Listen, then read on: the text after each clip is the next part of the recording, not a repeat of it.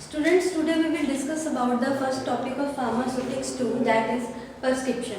ये आपका first topic है फार्मास्यूटिक्स 2 का prescription. इसके अंदर हम कवर करेंगे कि prescription क्या होता है, ठीक है, और इसके पार्ट्स आ जाएंगे, पार्ट्स ऑफ prescription, कैसे prescription को हैंडल किया जाता है और इसके कौन कौन से मॉडर्न मेथड्स होते हैं इसको डिस्पेंस करने के लिए, कुछ लेटिन टर्म्स हैं वो भी डिटेल में हम इसमें डिस्कस करेंगे। और इसका एक सेकंड पार्ट आ जाता है मेट्रोलॉजी का, ये आपने फर्स्ट ईयर में भी कवर किया हुआ है। इसके अंदर कैलकुलेशन पार्ट है, तो इस चैप्टर को मैंने दो पार्ट्स में डिवाइड किया हुआ है, एक तो कैलकुलेशन पार्ट जो कि मेट्रोलॉजी का है और एक थ्योरेटिकल पार्ट जिसमें हम जनरल इंट्रोडक्शन पढ़ेंगे कि ये प्रिस्क्रिप्शन क्या होता है, ठीक है। अब हम आगे चलते हैं प्रिस्क्रिप्शन की इंट्रोडक्शन कि व्हाट इज प्रिस्क्रिप्शन, प्रिस्क्रिप्शन क्या होता है। देखो, जब हम किसी भी डॉक्टर के पास जाते हैं तो एक स्लिप देते हैं, उस स्लिप पे क्या हो, डेट लिखी होती है, नाम लिखा होता है, उसकी एज लिखी होती है पेशेंट की, ये सब लेकर फिर हम जो डॉक्टर है उसके ऊपर मेडिसिन प्रिस्क्राइब करता है, मेडिसिन लिखता है, वो हम फार्मासिस्ट की शॉप पे लेके जाते हैं।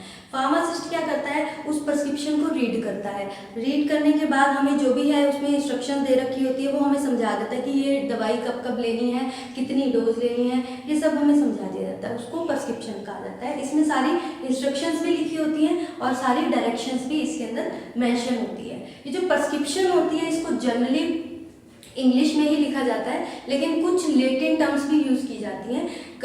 कुछ प्रिस्क्राइबर्स होते हैं, फिजिशियंस होते हैं, वो क्या करते हैं अपना टाइम सेव करने के लिए लेटिन टर्म्स जैसे बीडी, कोई भी डोज है उसको लिख दिया बीडी, आगे बीडी लिखा होता है, उसका मतलब होता है लेटिन में उसका मतलब होता है बिसिनडाई, जो कि इसका एब्रिवेटेड फॉर्म बीडी लिख दिया जाता है। इंग्लिश में इसका मतलब होता है ट्वाइस अ डे, यानी ये जो टेबलेट है, कोई भी कैप्सूल है, कोई भी मेडिसिन है, ये दिन में 2 बार लेनी है, इसका मतलब ये होता है, जिससे वो अपना जो प्रिस्क्राइबर है अपना टाइम सेव करने के लिए लेटिन टर्म्स भी यूज़ कर लेते हैं। पहले के टाइम में ये लेटिन टर्म्स का बहुत ज़्यादा यूज़ किया जाता था, अब ऐसा नहीं है, अब लेटिन टर्म्स बहुत रेयर, इंग्लिश के साथ लेटिन टर्म्स कॉम्बिनेशन में यूज़ की जाती हैं। अगर हम इसकी डेफिनेशन की बात करें कि प्रिस्क्रिप्शन को कैसे डिफाइन किया जाता है, तो प्रिस्क्रिप्शन क्या है, prescription is a written order by a physician और licensed prescriber to the pharmacist giving the silent instruction regarding the prescribed medicine. या फिर एक और डेफिनेशन है, हम इसके रिगार्डिंग ये भी कह सकते हैं कि एक तरह की कंबाइंड काउंसलिंग होती है एक फिजिशियन के द्वारा और एक फार्मासिस्ट के द्वारा to the patient regarding their disease, और इसको हम ऐसे भी कह सकते हैं कि एक सिस्टमैटिक मैनर में ट्रीटमेंट देना, इसको प्रिस्क्रिप्शन कहा जाता है। उसके बाद नेक्स्ट जो आ जाता है ये हो गया हमारा प्रिस्क्रिप्शन होता क्या है और इसकी डेफिनेशन क्या होती है। नेक्स्ट जो हमारा टॉपिक आ जाता है parts of prescription, parts of prescription. क्या पार्ट्स होते हैं, पार्ट्स ऑफ प्रिस्क्रिप्शन का मतलब आ जाता है कि इसके अंदर इसका फॉर्मेट कैसे होता है, क्या क्या इसके अंदर लिखा जाता है और किस वे में लिखा जाता है, वो पार्ट्स ऑफ प्रिस्क्रिप्शन। इसके अंदर 8 पॉइंट्स आ जाते हैं, जैसे सबसे पहले आ जाता है डेट, उसके बाद आ जाता है name, age and address of patient, second part. Third part आ जाता है सुपर स्क्रिप्शन। फोर्थ पार्ट आ जाता है इंस्क्रिप्शन। जो फिफ्थ पार्ट होता है वो है सबस्क्रिप्शन।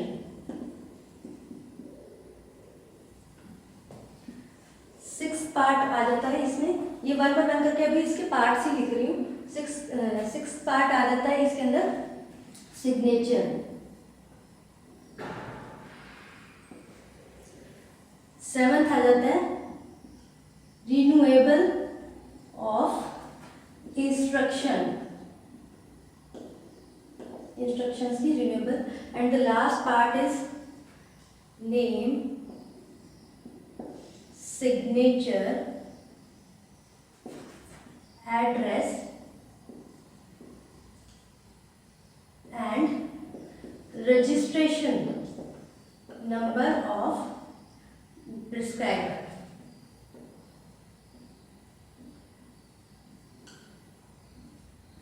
ये इसके जो पार्ट्स हैं प्रिस्क्रिप्शन के, किस तरह का फॉर्मेट आता है।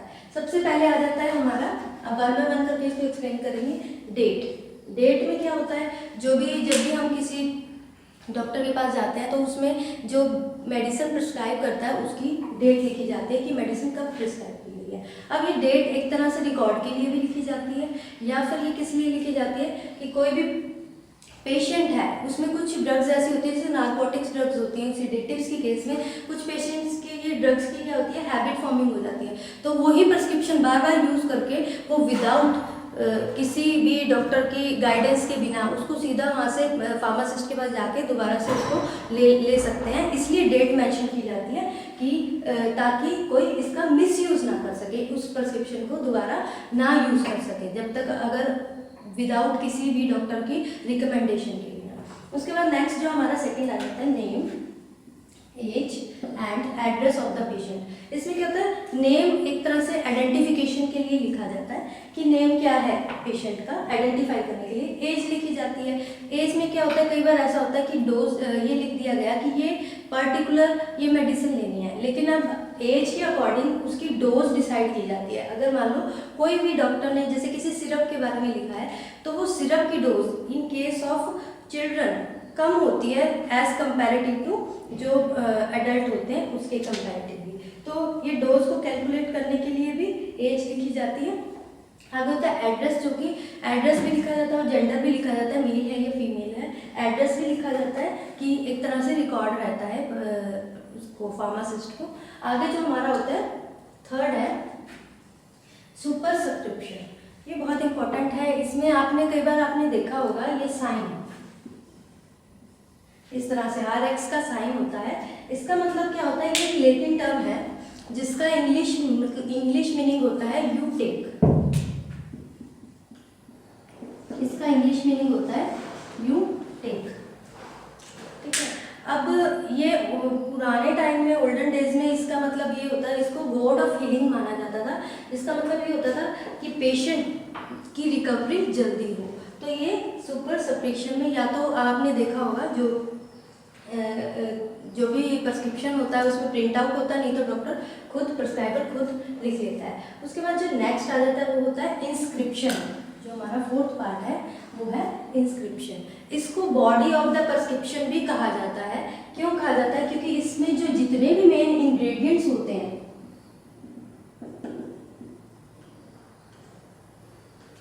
मेन इंग्रेडिएंट्स और उनकी क्वांटिटी,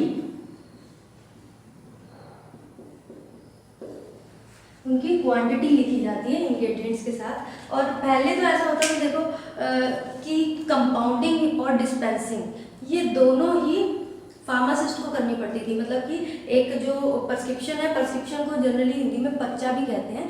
प्रिस्क्रिप्शन आया तो उसके अंदर सब कुछ मेंशन होता था कि कौन कौन से इंग्रेडिएंट्स हैं, ठीक है। अब उसमें मेडिसिन क्या है, कितने एडिटिव्स हैं, कौन सा व्हीकल यूज़ किया है, वो सारी चीज़ें उसमें मेंशन होती थी विद क्वांटिटी। और जब फार्मासिस्ट के पास लेकर जाते थे तो वो सारा कुछ वे करके उसकी कंपाउंडिंग और उसको अच्छे से पैक करके लेबलिंग करके वो डिस्पेंस करता था पेशेंट को। लेकिन आजकल ऐसा नहीं होता। और पहले टाइम में जो कम्प्लेक्स इंस्क्रिप्शन होता था उस इंस्क्रिप्शन में जैसे अलग अलग चीज़ें लिखी जाती थी। बेस क्या है, बेस को अलग से लिखा जाएगा। बेस में क्या होगा, अब बेस में कोई भी बेस किसे कहा जाता है, API, जिसको जो कि एक्टिव फार्मास्यूटिकल इंग्रेडिएंट होता है उसको बेस कहा जाता है, जिसका थेरेपेटिक एक्शन होता है, यानी ड्रग आम भाषा में कि जो ड्रग है वो लिखी जाती थी। उसके बाद एडजुवेंट्स लिखे जाते थे।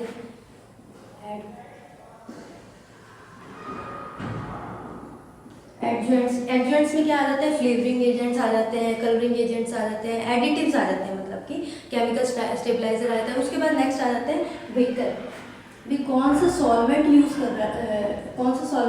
किया जा रहा है उसको ड्रग को डिसॉल्व करने के लिए। ये तीनों पार्ट्स उसमें लिखे जाते हैं अलग अलग से, ठीक है। तो इंस्क्रिप्शन में सारी ये सब चीज़ें मेंशन होती है। लेकिन आजकल जो मेडिसिन हैं वो पहले से ही रेडीमेड बन के पीछे से ही रेडीमेड ही आती हैं, ठीक है। उनको सिर्फ क्या करना होता है, फार्मासिस्ट को हैंड ओवर करना पड़ता है। कंपाउंडिंग डिस्पेंसिंग की ज़रूरत नहीं पड़ती, सीधा पेशेंट को दवाई निकाल कर हैंड ओवर कर देना पड़ता है। उसके बाद क्या होता है, फोर्थ इंस्क्रिप्शन के बाद जो फिफ्थ पॉइंट आ जाता है वो होता है सब्सक्रिप्शन।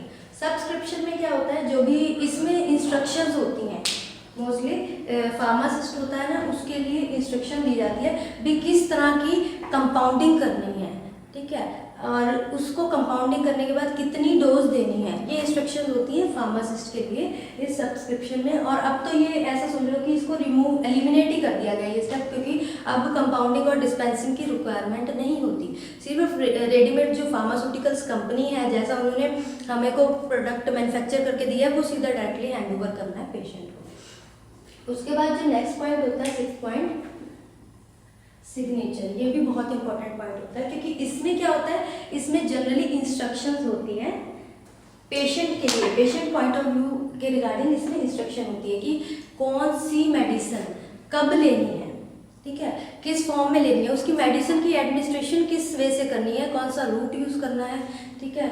आप इसमें लिख सकते हैं जैसे रूट कौन सा यूज़ करना है, route of administration, route of administration क्या है, ठीक है, उसको कब कब लेना है, टाइम क्या है उसका, फ्रीक्वेंसी क्या है उसकी। तो ये पेशेंट पॉइंट ऑफ व्यू से जो सिग्नेचर है ये बहुत इंपॉर्टेंट पार्ट होता है। उसके बाद जब हम आगे चले तो उसमें रिन्यूएबल इंस्ट्रक्शंस आ जाती हैं। 7th पॉइंट है हमारा रिन्यूएबल इंस्ट्रक्शन। अब उसमें ये मेंशन होता है कि जो प्रिस्क्रिप्शन है वो कब तक रिन्यू है या नहीं है, क्योंकि कुछ केसेस में जैसे नार्कोटिक और सेडेटिव ड्रग्स के केसेस में अगर ये रिन्यू नहीं होता तो उसका मिसयूज भी किया जा सकता है, तो इसकी रिन्यू की लिमिट लिखी होती है। तो ये भी एक पॉइंट होता है प्रिस्क्रिप्शन का, ये भी फॉर्मेट में आता है। उसके बाद जो लास्ट आता है that is 8th point. 8th point में क्या होता है, इसमें नेम और सिग्नेचर होते हैं किसके, जो प्रिस्क्राइबर होता है या फिर लाइसेंस्ड फिजिशियन जिसको आप डॉक्टर कहते हैं, उनका नाम होता है, सिग्नेचर होती है और उसका रजिस्ट्रेशन नंबर भी होता है। ऐसा नहीं कि कोई भी उसमें मेडिसिन लिख के दे देगा, तो ये सब उसमें मेंशन होता है। ये जो हमारा था, ये जो 8 पॉइंट थे ये प्रिस्क्रिप्शन के पार्ट थे। ये प्रिस्क्रिप्शन किस फॉर्मेट में लिखा जाता है। अब मैं आपको एक प्रिस्क्रिप्शन दिखा रही हूँ एक एग्जांपल के तौर पे। ये देखिए इस तरह का प्रिस्क्रिप्शन होता है, ठीक है। ये एक स्लिप है एग्जांपल की, उसमें दिखा रही हूँ कि इसमें देखो ऊपर नाम लिखा होता है। आपने देखा ही होगा डॉक्टर के पास जाते हैं, ऊपर तो हॉस्पिटल का नाम लिखा हुआ है, ठीक है, इधर डॉक्टर का नाम, जैसे मैंने ये पार्ट बताया है लास्ट में कि सिग्नेचर और नेम ऑफ डॉक्टर, उसका रजिस्ट्रेशन नंबर इसमें ऊपर लिखा है, कहीं में नीचे लिखा होता है। ये इंस्क्रिप्शन का पार्ट है, ये जो नीचे दिखा रखा है ये इंस्क्रिप्शन है, ये सुपर सब्सक्रिप्शन है, ये ऊपर नेम डेट एड्रेस। तो इस तरह का ये एक तरह का एग्जाम्पल है कि किस तरह का प्रिस्क्रिप्शन होता है। आपने देखा ही होगा अगर डॉक्टर के पास जाते हैं तो इस तरह की एक स्लिप में सब कुछ ये चीज़ें मेंशन होती है, ठीक है। अब हम आगे बढ़ते हैं तो आगे आ जाता है हैंडलिंग ऑफ प्रिस्क्रिप्शन। नेक्स्ट हमारा टॉपिक आ जाता है हैंडलिंग। हैंडलिंग कैसे की जाती है प्रिस्क्रिप्शन की, इसके अंदर अलग अलग स्टेप्स आ जाते हैं। हैंडलिंग ऑफ प्रिस्क्रिप्शन, हैंडलिंग में अलग अलग स्टेप्स आ जाते हैं कि उसको कैसे हैंडल किया जाता है। सबसे पहले तो क्या किया जाएगा, इसके 4 स्टेप्स आ जाते हैं। सबसे पहले इसकी जो प्रिस्क्रिप्शन है उसकी रिसीविंग की जाएगी, ठीक है। अब इसमें अगर हम हैंडलिंग बोले तो एक फार्मासिस्ट है कैसे उसको हैंडल करता है, तो इसके आगे स्टेप्स आ जाते हैं। इसमें फर्स्ट स्टेप आ जाता है रिसीविंग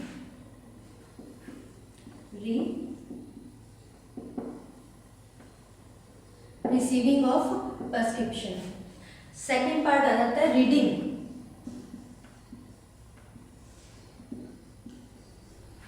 ठीक है। ये इसके पार्ट्स हैं, first, second, third, collecting and weighing.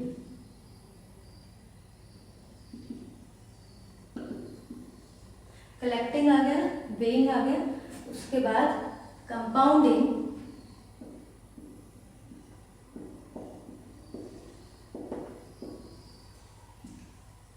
Labelling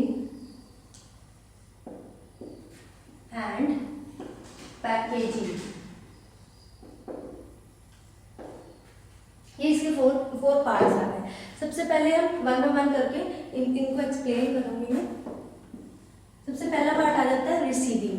ठीक है, रिसीव करते टाइम मोस्टली तो जब भी कोई प्रिस्क्रिप्शन है उसको रिसीव किया जा रहा है उस टाइम फार्मासिस्ट का होना ज़रूरी है। अगर फार्मासिस्ट नहीं है वहाँ पे तो उसको जो पेशेंट है वहाँ पे वेटिंग रूम बना होना चाहिए, वहाँ पे उसको वेट करने के लिए कहना है। ऐसा नहीं हो कि कोई भी अनऑथराइज्ड पर्सन है उसको रिसीव कर रहा है, तो फार्मासिस्ट उसको रिसीव करे प्रिस्क्रिप्शन को। और रिसीव करते टाइम ऐसा नहीं होना चाहिए कि जो फार्मासिस्ट है वो उसको देखकर कुछ इस तरह से कंफ्यूजन क्रिएट हो जाए या फिर बड़ा सरप्राइज हो जाए, कुछ इस तरह से फेशियल एक्सप्रेशन बनाए कि वो कंफ्यूज हो गया, उसको समझ नहीं आया कुछ भी, या फिर इस टाइप से नहीं होना चाहिए कि उसमें वो कुछ उसको देखकर कमेंट कर रहा है। तो इसको रिसीव करते टाइम ऑथराइज्ड पर्सन ही होना चाहिए, अनऑथराइज्ड पर्सन नहीं होना चाहिए। और इस तरह के फेशियल एक्सप्रेशन भी बनाने जिससे पेशेंट भी ये सोचे भी इसने ऐसा क्या लिख दिया, डॉक्टर ने क्या प्रिस्क्राइब कर दिया। उसके बाद नेक्स्ट हमारा जो इसका पार्ट आ जाता है वो है रीडिंग। रीडिंग करते टाइम एक फार्मासिस्ट है, रीड कर रहा है, सबसे पहले वो क्या चेक करेगा कि जो स्लिप है, ओपीडी स्लिप है, वो ऐसा तो नहीं है कि ऐसी किसी स्लिप पे लिख दिया, उसमें प्रॉपर एक जिस भी क्लिनिक से लिया गया उसका नाम मेंशन है या नहीं है, प्रॉपर ओपीडी स्लिप पे लिखा है या नहीं लिखा। ठीक है, और रीडिंग करते टाइम उसको ये चेक करना है कि कुछ भी उसमें ऐसा एरर तो नहीं है।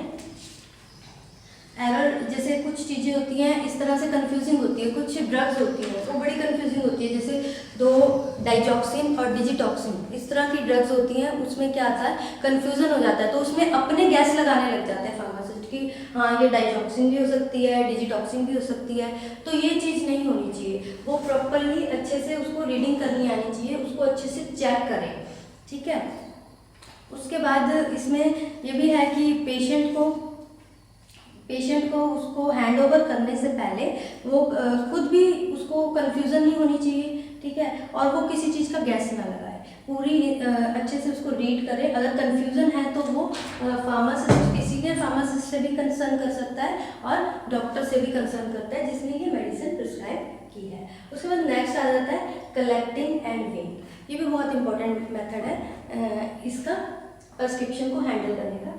इसको हैंडल करने के लिए अब इसमें क्या होता है, पहले कंपाउंडिंग और डिस्पेंसिंग होता था। कंपाउंडिंग के लिए क्या करता था, वे करनी पड़ती थी, जितने भी इंग्रेडिएंट लिखे गए हैं प्रिस्क्रिप्शन में उसको प्रॉपर क्वांटिटी के साथ उसको वे करना पड़ता था। अब वे करने के लिए उसको जो भी मटेरियल है जो वे करना है, जैसे एक तरफ वेइंग बैलेंस हो गया, उसके लेफ्ट हैंड साइड जो मटेरियल वे करना है वो सारा मटेरियल वहाँ पे रख दिया, 1 बाय 1 करके उसको वे करना है। और उसको वे करने के बाद उसको राइट हैंड साइड जो वेइंग बैलेंस है उसके राइट हैंड साइड उसको रखना है। ठीक है, ताकि कंफ्यूजन ना हो कि हमने ये चीज़ वे की है या नहीं वे की।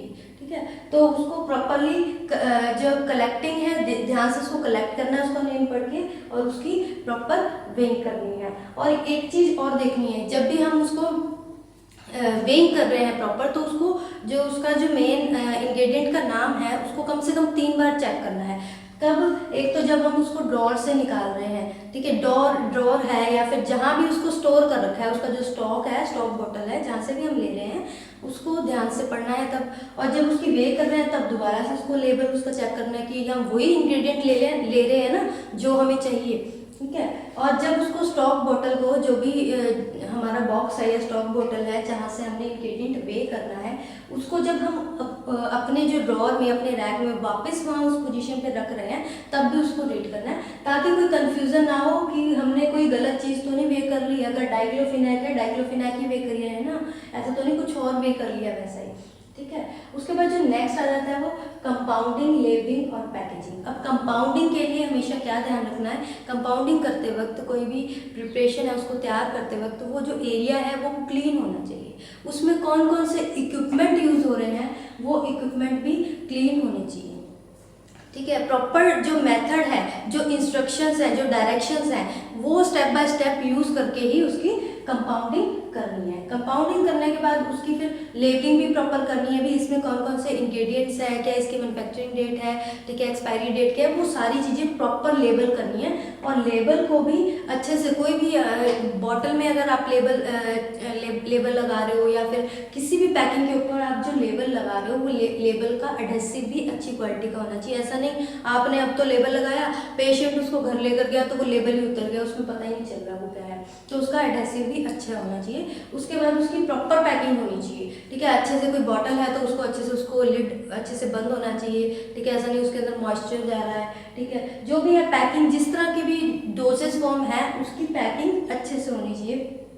उसके बाद उसको हैंड ओवर करेगा, वो उसको पूरा जो फार्मासिस्ट है, जो पेशेंट है, उसको सब समझाएगा कि इसको कैसे, रूट ऑफ एडमिनिस्ट्रेशन क्या है इसका, कब लेना है, कितने टाइम में लेना है, किस चीज़ को साथ में नहीं लेना है, ये सारी चीज़ें इंस्ट्रक्शन वो पेशेंट को दे देगा।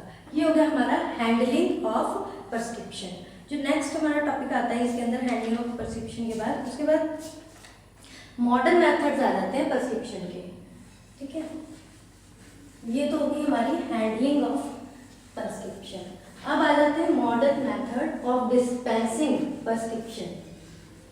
देखो पहले क्या टाइम होता था, पहले जितने भी जो प्रिस्क्रिप्शन थे ना उन पर इंग्रेडिएंट्स लिखे जाते थे, भी इंग्रेडिएंट्स कौन से, उनकी क्वांटिटी क्या है, फिर वो फार्मासिस्ट के पास लेकर जाते थे। और फार्मासिस्ट क्या करते थे, उनकी क्या करते, कंपाउंडिंग करते थे और डिस्पेंसिंग करते थे, उसी को बनाते थे। उनमें ऐसा लिखा जाता था जैसे पैरासीटामोल है, इसके अंदर कोई केमिकल स्टेबलाइजर है उसका नाम लिख दिया, उसके अंदर कोई फ्लेवरिंग एजेंट डलना है वो फ्लेवरिंग एजेंट लिख दिया, ठीक है। अब सिरप है, सिरप में क्या लिख दिया, कोई सिरप की मैन्युफैक्चरिंग करनी है तो उसमें क्या लिख दिया, सिरप है, सिरप में ग्लूकोज है, सुक्रोज है या फिर वाटर है, जो भी चीज़ उसमें रिक्वायर्ड है, कोई फ्लेवर है, वो सब उसमें लिख दिया जाता था विद क्वांटिटी के साथ।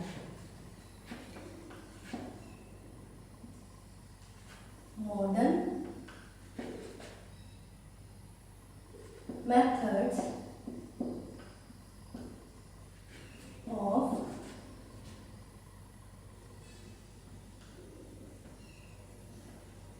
dispensing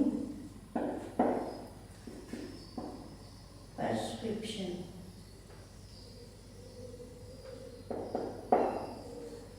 अब ये मॉडर्न मेथड्स क्या हैं, अब पहले तो कंपाउंडिंग और डिस्पेंसिंग फार्मासिस्ट को खुद ही करनी पड़ती थी, लेकिन अब जो अलग अलग मैन्युफैक्चरर्स हैं वो क्या करते हैं, रेडीमेड डोजेस फॉर्म बन के आती है, जो भी टेबलेट्स हैं, सिरप्स हैं, कैप्सूल है, सब पीछे से बन के आता है। अलग अलग कंपनीज हैं, अपनी अपनी मैन्युफैक्चरिंग है वो करके देती हैं, और फार्मासिस्ट को क्या करना होता है, बस सिर्फ वो डोजेस फॉर्म निकालनी है, वो हैंड ओवर करनी होती है पेशेंट को, ठीक है। तो अब इसके मॉडर्न मेथड क्या है प्रिस्क्राइब करने के, एक तो जो प्रिस्क्रिप्शन है वो कैसा होना चाहिए, उसके अंदर एक तो सारी instructions, route of administration, direction, सब कुछ लिखा होना चाहिए, ठीक है। और वो एक तरह से एक्यूरेट होना चाहिए, एक्यूरेसी होनी चाहिए उसके अंदर, एक्यूरेट होना चाहिए, ठीक है। और इसके अंदर क्या होता है, रीडेबल होना चाहिए, ऐसा ना हो कि पढ़ा ही नहीं जाए,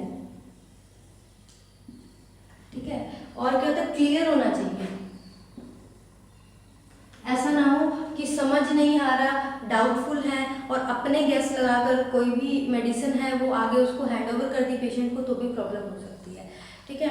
तो इसके अंदर क्या होता है, इसमें ये सब चीज़ें ध्यान में रखी जाती है कि जो मॉडर्न प्रिस्क्रिप्शन है उसमें एक तो इंस्ट्रक्शन लिखी होती है, रूट ऑफ एडमिनिस्ट्रेशन, जो कि आपको पहले बताया कि प्रिस्क्रिप्शन में क्या क्या लिखा होता है, और वो एक्यूरेट होना चाहिए, ठीक है, एक्यूरेसी होनी चाहिए उसके अंदर, ऐसा नहीं कुछ भी लिखा हुआ है, रीडेबल, रीड करना बहुत ईजी होना चाहिए कि पता नहीं चल रहा, ठीक है। और क्लियर होना चाहिए कि उसमें कुछ ऐसा डाउट नहीं होना चाहिए कि जैसे जो ड्रग्स हैं वही डाइजॉक्सिन, आपका ये एग्जाम्पल दिया था, डाइजॉक्सिन, डिजिटॉक्सिन है, प्रेडनिसोन है या प्रेडनिसोलोन है, तो उसमें गैस वर्क वाला सिस्टम नहीं होना चाहिए कि हम अपना गैस लगाकर पेशेंट को आगे वो हैंड ओवर कर रहे हैं, ठीक है। अब इसके अंदर क्या होता है, बहुत सारे जेनरिक नेम भी लिखे होते हैं, ठीक है, और कुछ ट्रेड नेम्स भी होते हैं,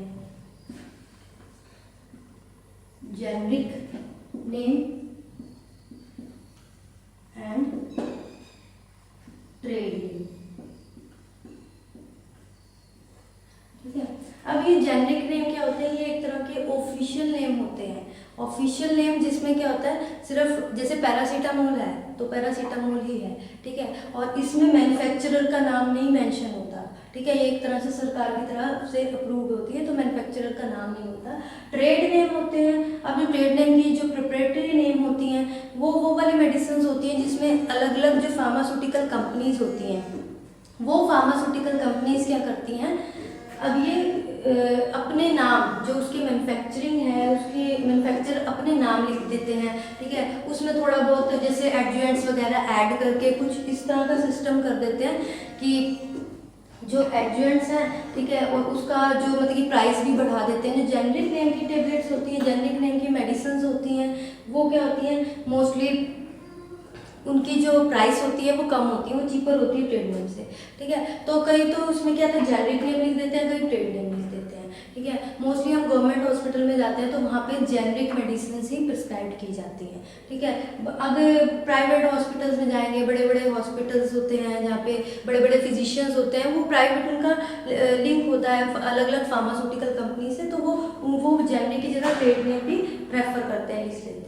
अब इनके अपने अपने एडवांटेजेस और डिसएडवांटेजेस होते हैं। जैसे जो ट्रेड नेम होते हैं, इनके जो नाम होते हैं वो बहुत ईजी होते हैं। जैसे पैरासीटामोल की जगह सीधा कोई भी कंपनी है पैरासिप लिख दिया, पैरामोल लिख दिया, तो नाम बहुत ईजी होते हैं ट्रेड नेम के, कम्युनिकेट करने में पेशेंट को ईजी रहते हैं, ठीक है। और इसके कुछ डिसएडवांटेज भी होते हैं जो ट्रेड नेम होते हैं। इसके डिसएडवांटेज ये है कि ये जेनरिक नेम से, जो जेनरिक मेडिसिन होती है ना जेनरिक नेम वाली, वो उससे थोड़ा ज़्यादा कॉस्टली होते हैं। और कई बार क्या होता है, जो प्रिस्क्राइबर ने प्रिस्क्राइब किया है तो उसका सब्सटीट्यूट उसके अलावा वो प्रेजेंट, अगर एक फार्मासिस्ट के पास वो वाली मेडिसिन नहीं पड़ी, ठीक है, तो उसका सब्सटीट्यूट, उसका अल्टरनेटिव देखने में उसको थोड़ी कन्फ्यूजन आती है भी इसके अलावा और कौन सी दी जाए। बस ये थोड़े से इसके डिसएडवांटेजेस होते हैं, ठीक है। फिर उसके बाद आ जाता है कि ये कितने टाइप के प्रिस्क्रिप्शन होते हैं। इसके ये मोस्टली होते हैं 4 टाइप के प्रिस्क्रिप्शन होते हैं। एक तो जनरल प्रैक्टिस के लिए होता है, प्राइवेट जनरल प्रिस्क्रिप्शन होते हैं, ठीक है, प्राइवेट प्रिस्क्रिप्शन होता है, ठीक है, ओपीडी आउटडोर पेशेंट के लिए,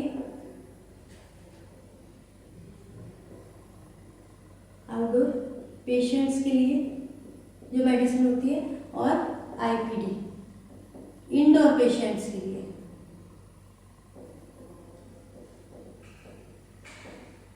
ठीक है। ये 4 तरह के प्रिस्क्रिप्शन होते हैं। जनरल में जनरल मेडिसिन, सर्दी खांसी बुखार होता है, उसमें जनरल प्रिस्क्रिप्शन होता है। प्राइवेट कुछ इस तरह की कोई डिजीज़ है, जैसे कोई बड़ी क्रॉनिक कंडीशन वाली डिजीज़ है, क्रॉनिक कंडीशन है, तो वो प्राइवेट प्रिस्क्रिप्शन होता है, जिसके अंदर सिर्फ जो डील कर रहे होते हैं, जो काउंसलिंग कर रहे होते हैं, उनको ही उस मेडिसिन के बारे में पता होता है, ठीक है। उसके बाद इंडोर मेडिसिन, कुछ ऐसे प्रिस्क्रिप्शन होते हैं जिसमें वो मेडिसिन लिखी जाती है जिसमें आउटडोर पेशेंट्स होते हैं, मतलब कि बाहर से आया पेशेंट, उसने दवाई ली, दवाई लेकर घर चला गया, ठीक है।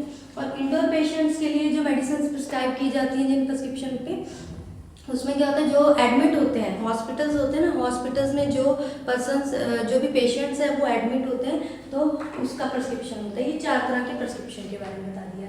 उसके बाद आपको एक प्रिस्क्रिप्शन बता दिया, मॉडर्न प्रिस्क्रिप्शन आपको भी दिखाया भी था।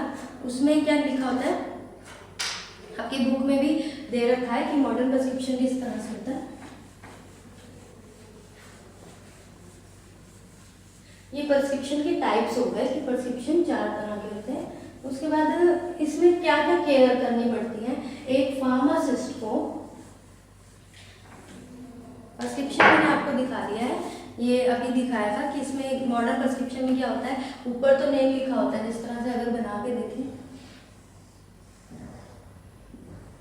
यहाँ पे XYZ जो भी है हॉस्पिटल का नाम लिखा होगा, ठीक है। फिर उसके बाद यहाँ पे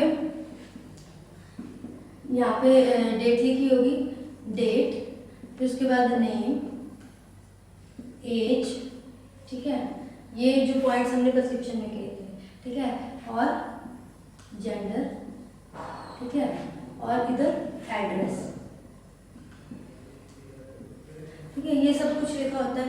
उसके बाद सुपरस्क्रिप्शन, ठीक है, यहाँ पे इंस्क्रिप्शन, कोई भी जैसे एंटीबायोटिक है, कॉम्बिफ्लैम, अमोक्सिसिलिन,